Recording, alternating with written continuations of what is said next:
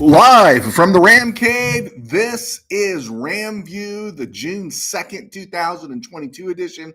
I'm Joe Terozzi, and thank you so much for clicking on as we go into Rams football. Things are picking up June. It's like for real, right? Now that it's June. And we got some stuff we're remembering today from birthdays to talk a little bit about the Rams running back and remembering Sir Lawrence of Los Angeles. So looking forward to a tight show, a good show, and getting a few things out of the way here around the NFL. You know, still hear the talk, oh, Aaron Donald's going to retire. I'm not talking about that. Aaron Donald stuff is boring to me. Who's the best player is boring to me. Power rankings are boring to me. What's not boring to me are the Rams, their division, and what's happening right now. And when I was looking around a little bit, I still have this fear of the 49ers, even with Trey Lance. And there's just that weird stuff that's going on around Trey Lance, not in a bad way, but is he going to be ready to play? The 49ers schedule looks pretty favorable. They don't really hit a speed bump until week 3 when they play Denver, and then week 4 when they play the Rams. And we're going to get an idea of where Trey Lance is pretty early right there. The other one, I'm not really talking about Seattle because they're still talking about Baker Mayfield, maybe Baker Mayfield, not Baker Mayfield. I don't know. I think Pete Carroll must be feeling young and is willing to invest in a couple of years before they really get back into the scheme of things in terms of winning the NFC West. And then, of course, you've got Kyler Murray is showing up at OTAs for the Arizona Cardinals, and good for him. Great. I think it's good. I think that's what he should have done. I think he should be there from the beginning because he has to be the leader of the team. And, I heard screeds from other people, including Cowherd and other people saying, oh, he plays, he's available, he's a good player. Not arguing any of that. I think it's between the ears. I think he's got an attitude issue. I don't think he's a leader. I thought he rolled over and died in the playoff game. You explain to me what the difference was between when they beat the Rams, I think in week 3 last year in SoFi, and then losing in the wild card game or the first round game. I believe it was wild card, wasn't it? No, it was first round. Losing in the first round game against the Rams at SoFi and how poorly, and he didn't even show up. And you could tell body language. And if anyone's been around sports, you read body language. And so, great. Give him 40 rocks, guarantee it to the moon, break the bank for him. I'm still not sold on Kyler Murray. I think he's a splash player. I don't know if he's a sustained player. And so I'll lay that out there. Okay, so one of the things we've been doing is just looking in the room, like who's going to make the team, who's not going to make the team. We talked about defensive line. We talked about safeties. We've talked about these other positions. And the one that came up today, because it's kind of fitting for who we're talking about in a minute here, is running backs. And I thought I'd list the key running backs on the roster right now, listing about 6. And they're Cam Akers, Darrell Henderson, Kyrene Williams, Jake Funk, Xavier Jones, and Raymond Calais. Interesting, that the Rams processes to draft a running back every year. 2019, they drafted Henderson, 3rd round, 70th overall. 2020, they came right back and drafted Cam Akers, 2nd round, 52nd overall. In 2021, they drafted Jake Funk very late in the 7th round, 234. And then just this draft, they drafted at 164 overall in the 5th round. They drafted Kyrene Williams out of Notre Dame. While I think Jake Funk is largely going to be expected to be, he's going to be a special teamer. He's wearing number 34. He looks like Chase Reynolds. I don't think he's going to emulate Lester Josephson in his early years. I think Jake Funk makes the team. I think Kyrene Williams will be in that 3rd back in the rotation. I think they'll spot him at different times. They do like him. You heard all the talk how he's pro-ready. He's good in the passing game. And, we shouldn't sell short. Yeah, Akers and Henderson are always getting banged up, but we shouldn't sell short the contributions we got from them. And I really think we didn't play. McVay didn't really start playing Sony Michel until Henderson started getting banged up, and he got banged up in the Indianapolis game. I think it was in week 2. And then it was off and on until Cam Akers came back in the postseason, and we really relied on Sony. I think for all these backs, for Akers and Henderson, I think if they can get 15 touches, 15 carries, 15 to 20 touches, I think that's a great thing because the season is 17 games long. And you want all those names in them. That's why they drafted Williams, because you want all these guys getting touches. So I really don't care if they're rushing for 100 yards, but let's spot them, because it takes a lot to hold up for 17 games.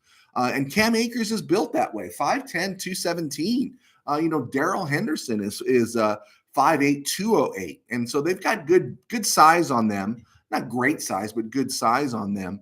And so you're going to see Akers and Henderson, and I think you're going to see Williams. If you're seeing funk in offensive sets, it means somebody's hurt or something bad has happened. The other two guys who've been undrafted free agents, who've literally been around since 2020, Xavier Jones was signed by the Rams in April of 2020. That means he's been around for 2 full seasons, has not even seen the field. He's never taken an NFL snap. Raymond Calais was a 7th-round pick of the Buccaneers who got released, and the Rams signed him.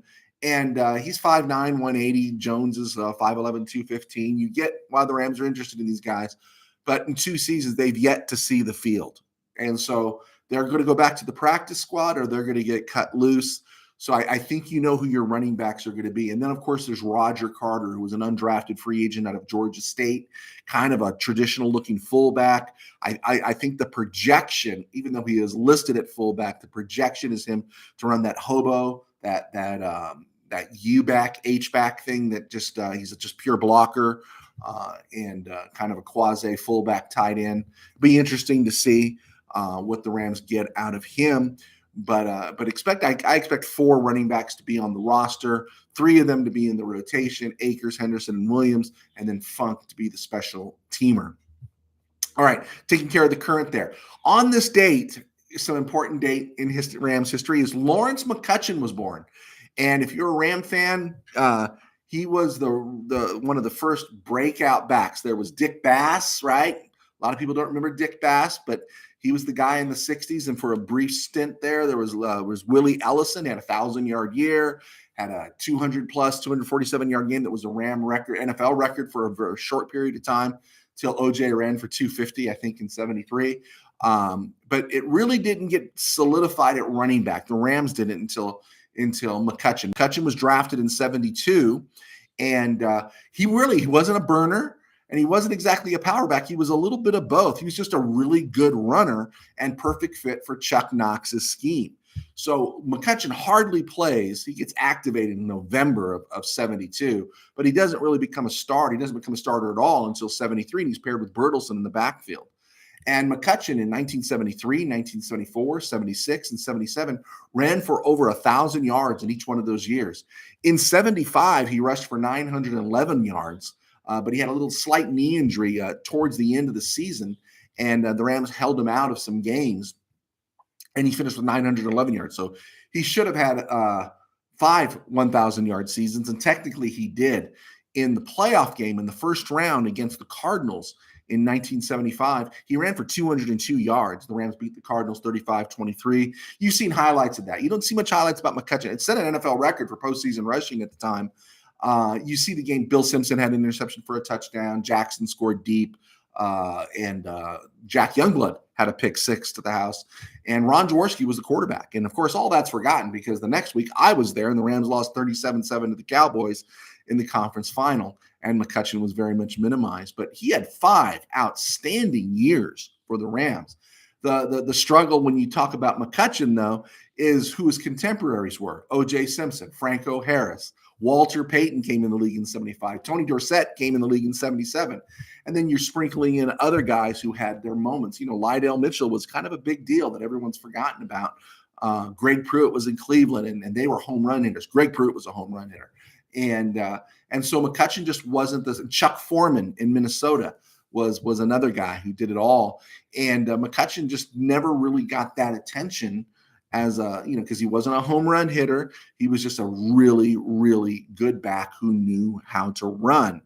And it's interesting is because, runs for 1,000 yards in 4 of those 5 years, runs for 975 and then 200 in the playoffs that year.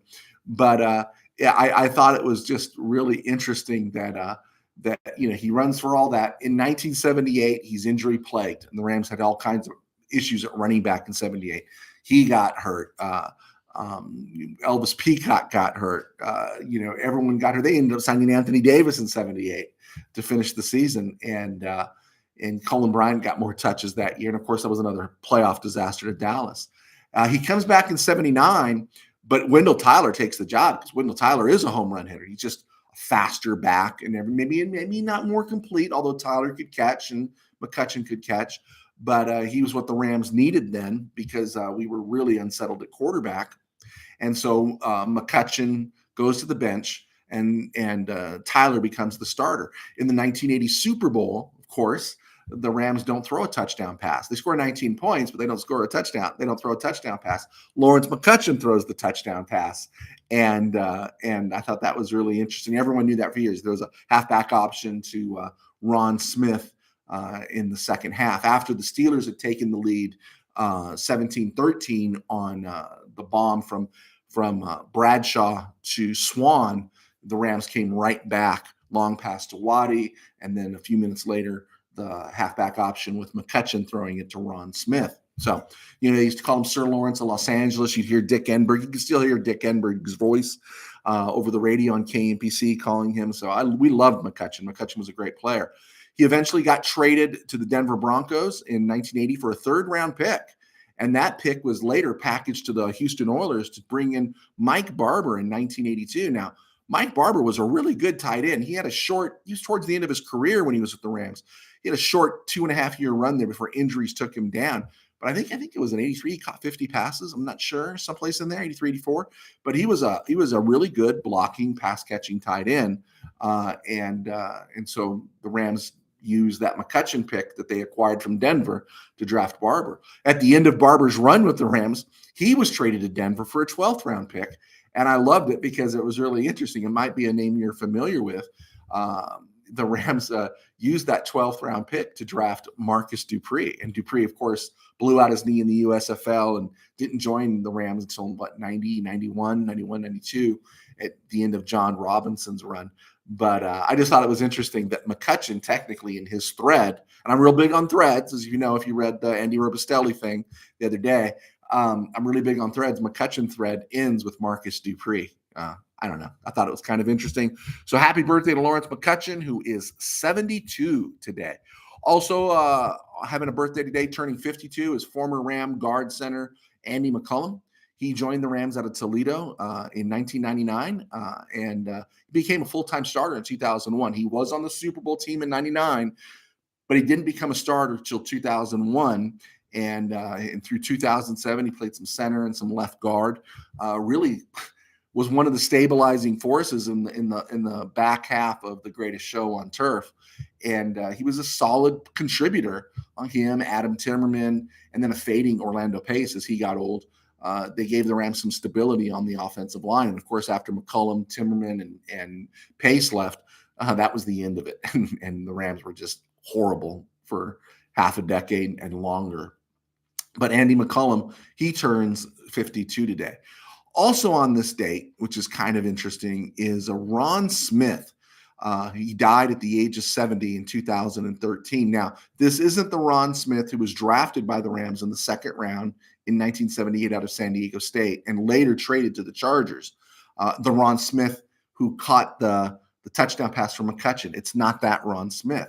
There was a Ron Smith who played 10 years from about 65 through 74 in the NFL, and he was a defensive back and a really exceptional punt returner. I think he had 5 returns, kickoff and punt returns for touchdown, including a kickoff return for the Rams. He was a 2-year starter for the Rams at cornerback from 68 through 69. In fact, he was on that 69 team that started 11-0, and he played, really well for the Rams, played 10 years in the league, picked off 6 passes.